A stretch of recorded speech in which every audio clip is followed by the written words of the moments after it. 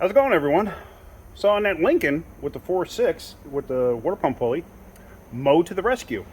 Mo wound up going up to 3 different pick and pulls that we have in the area. He spent like 4 hours driving around to different pick and pulls. Finally found one. So yeah, and check this out. So here it is. Here's the new pulley compared to the old pulley. The old pulley's aluminum.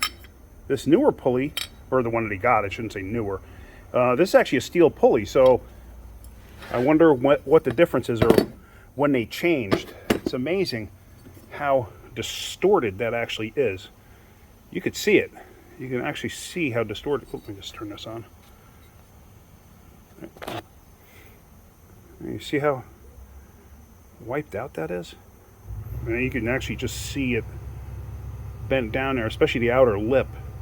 But yeah, I mean, it overheated the snot out. You can see the discoloration in this thing too. So, but yeah, like I said, this is aluminum. This one's steel. So I'm going to clean this one up a little bit and throw this on, get the pump in there, and go from there. So we never bothered to push it outside because, you know, he was going to go up to the pick and pulls and see what he could find today. Luckily, you know, out of all the pick and pulls, he did find one. So, and luckily everything was still under the hood. Yeah, so let's get going with this. Let's get this all together, and this way we can take this and take it for a road test. Now, one thing I mentioned yesterday, when you're cleaning the gasket surface, well, this thing doesn't have a gasket, it has an O-ring. Just use a rag and wipe it out, and just make sure there's no like nicks or burrs or anything like that. Just, you know, to get the junk out of there. You don't want to use sandpaper or anything like that, because you do that, you can actually put a scratch in there and create a problem. So try to avoid that if at all possible. Now, let's see. I got the new O-ring here, or the new O-ring on the water pump. Hang on one second. Now on the water pump here, I put transmission assembly lube on this. Don't put grease.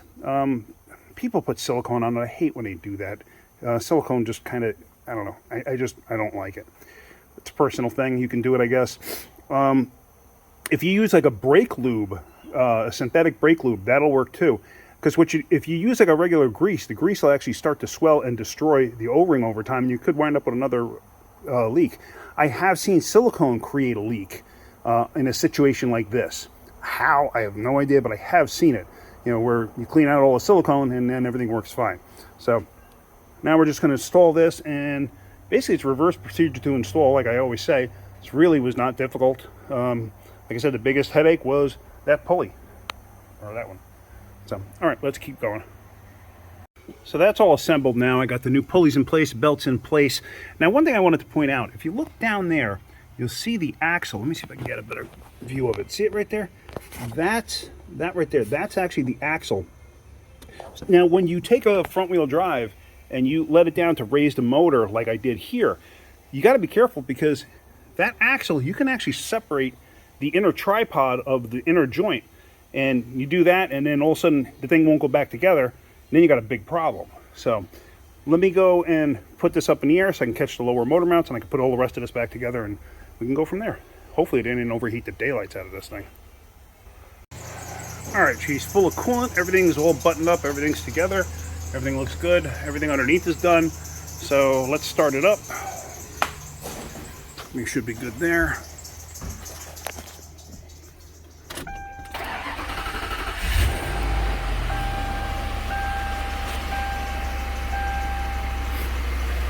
Everything sounds good. Let me let this down all the way. Now on Lincolns and Fords with air suspension, like this one, every single Lincoln I've ever seen has it, unless somebody deleted it. You have to go into the trunk, and there is actually an on-off switch for the suspension. So I'd already turned it off.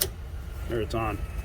And the reason for that, the reason you want to turn it off, is you put this thing up in the air, you do some work, and you let it back down.